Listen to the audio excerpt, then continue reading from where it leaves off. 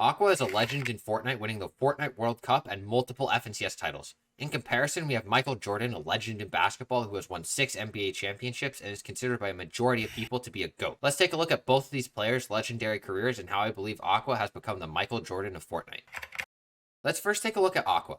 Aqua started playing Fortnite competitively right before the World Cup and was immediately dominant, making money in the Blackheart Cup and the World Cup warm. Aqua qualified for the World Cup in Week 4 duos and Week 7 solos. Once in the World Cup, Aqua dominated the whole event, winning $1.5 million thanks in particular to back-to-back wins in Games 4 and 5. After the World Cup, Aqua would continue to dominate the next major event, the Trios FNCS. Playing with Stompy and Chankin, Aqua proceeded to win the European Trios FNCS and $160,000. Following this, Aqua came 6th in DreamHack Winter and 4th in the Duos FNCS. Aqua decided this wasn't enough though, and when the Solo Invitational came around, Aqua came 3rd, winning $70,000. After this season though, Aqua had a long streak of bad luck, which all started in Season 4 with Noah Riley and Reason, when this team contested Benji Fishy, Mr. Savage, and Letchi at Doom's Domain. Aqua's team allegedly stream sniped Benji's team to get an advantage, and Epic Games decided to ban this team from competing in the Season 4 FNCS. Then in Season 5, Aqua developed a bad wrist injury, which made it impossible for him to compete, and Aqua had to step down from competitive this season. Then in Season 6, Aqua was looking ready to compete again and did well in the qualifiers, but his teammate Veno had 2 years previously bought his account, which breaks terms of service, and this whole team was disqualified right before the FNCS finals. This was 3 seasons in a row where Aqua had something outside of the game impact his performance inside the game, and Aqua was slowly starting to fall out of the public eye until Season 7 came along, where he came out with a strong 8th with Noah Riley and Vidil, and in the Season 8 FNCS, Aqua pulled out an even stronger performance, coming 3rd. It had been more than 2 years though since Aqua had won a major title, and Aqua was ready to change this. Playing with Vino, this time on a legal account,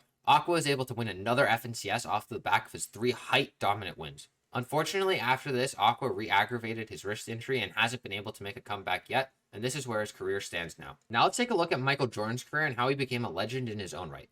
Michael started his NBA career off hot, becoming the Rookie of the Year, but didn't lead the Bulls to the playoffs in his rookie season. Over the next couple of years, Michael improved and so did the Bulls, making it deeper and deeper into the playoffs. Finally, in 1991, the Bulls won their first championship and proceeded to three-peat, winning in 92 and 93 as well. Then, in 1994, Michael Jordan decided to take a step down from basketball to pursue baseball. Michael failed in baseball and came back to basketball and proceeded to three-peat again, winning NBA Finals in 96, 97, and 98. After this, Michael had a short but failed stint in the early 2000s, but his career was over and he became a legend in the NBA. Both Aqua and Michael had a fierce winner's mentality. These players do not care what it takes, they only care about winning. Michael Jordan worked harder than anyone else in the gym and put more hours into basketball than anyone in his era. Michael also expected the same out of his teammates and pushed them to the extreme limits to improve his whole team so that the Bulls could win championships. The fear factor of MJ was so thick.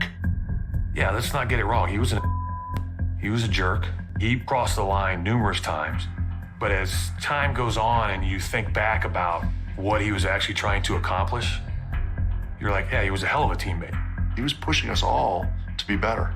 Aqua is also one of the hardest workers, and due to the nature of esports, Aqua is able to curate the hardest workers around him to improve himself. Just after winning the World Cup and winning $1.5 million with Nyrox, Aqua decided to look for a different teammate because Nyrox was not practicing enough for Aqua to think he could win. To both of these legends, winning was the only thing that mattered, and they were not going to let anything stop them, which is why they both fall into my third point.